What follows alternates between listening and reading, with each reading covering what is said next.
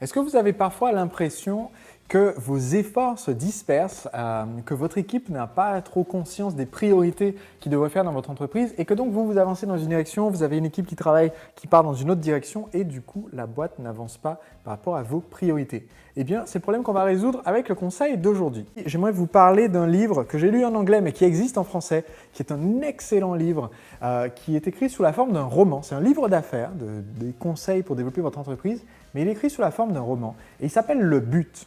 Le but, en anglais, The Goal, un processus d'amélioration continue. Et il est écrit par Eliyahu Matgolrat, qui est un auteur israélien et qui est l'un des plus grands experts de l'optimisation dans le monde de l'industrie. En fait, à l'origine, il travaillait avec l'industrie, tout ce qui est manufacturer des produits à partir de matières premières et il a aidé en fait à introduire aux États-Unis une véritable révolution en aidant les industriels américains à adapter chez eux des stratégies qu'utilisaient déjà les Japonais avec beaucoup de succès, de façon à rendre les usines plus productives, mais réellement plus productives, c'est-à-dire plus productives par rapport à ce que l'auteur appelle le but.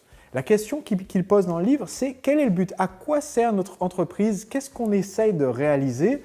Évidemment, ce qu'on essaie de réaliser a un rapport avec générer du profit, mais en fait, beaucoup d'entreprises ne s'en rendent pas compte et essayent d'optimiser sur des choses qui n'ont rien à voir avec la génération de profit dans l'activité et c'est pour ça qu'on se retrouve souvent bloqué.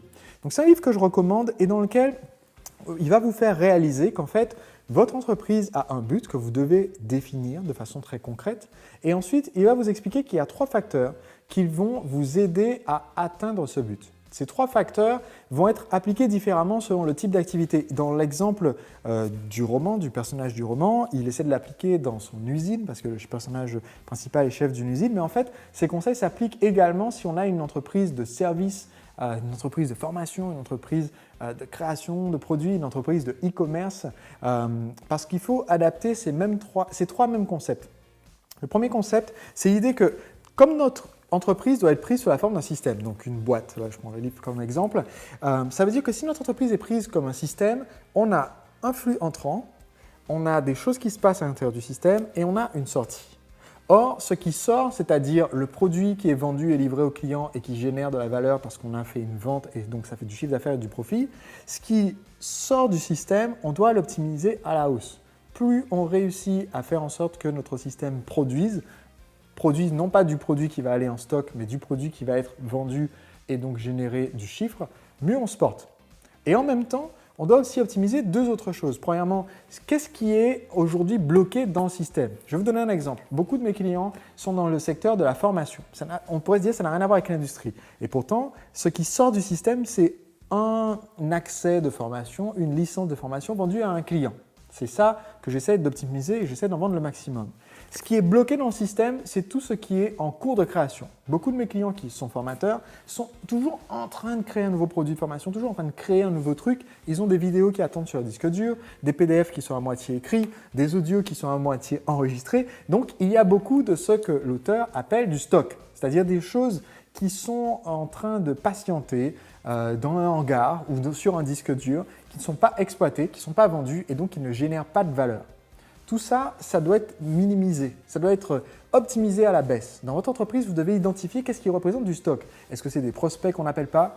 Est-ce que c'est des emails qu'on n'envoie pas? Est-ce que c'est des ressources qui sont aujourd'hui prisonnières de votre boîte et qui ne servent à rien entre guillemets parce qu'ils ne sont pas encore vendus? Le stock, on doit le minimiser. Et le troisième concept clé, c'est les dépenses opérationnelles. Parce que pour transformer votre stock en flux sortant, pour transformer votre formation qui n'est pas finie en formation qui est vendue, pour transformer votre produit qui est en stock dans votre magasin en produit qui est vendu à un client, pour transformer votre savoir-faire qui est en cours d'élaboration, les recherches que vous faites en consultation que vous vendez à un client, pour transformer donc le stock en flux sortant, aujourd'hui vous avez des dépenses. Des dépenses au quotidien parce que vous avez peut-être des salariés, vous avez des frais fixes, vous avez le coût d'hébergement de votre site, vous avez le coût d'hébergement de vos outils marketing, vous avez tout ce que vous êtes en train de dépenser pour que l'entreprise continue de tourner. Et ça aussi, ça doit être négocié à la baisse. Et ce que le livre nous apprend, c'est une façon de réfléchir qui nous permet d'optimiser ces 3 facteurs.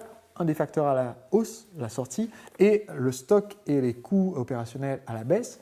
Et ce livre, en fait, l'illustre de façon très vivante, de façon très précise et va vraiment vous faire réaliser quelles sont les vraies priorités dans votre activité. Donc je vous recommande vivement, il existe en français, moi je l'ai lu en anglais, mais il existe en français sous le titre Le But. Et ce livre peut vraiment vous aider à arrêter de pédaler dans le vide. C'est pourquoi je vous le recommande aujourd'hui.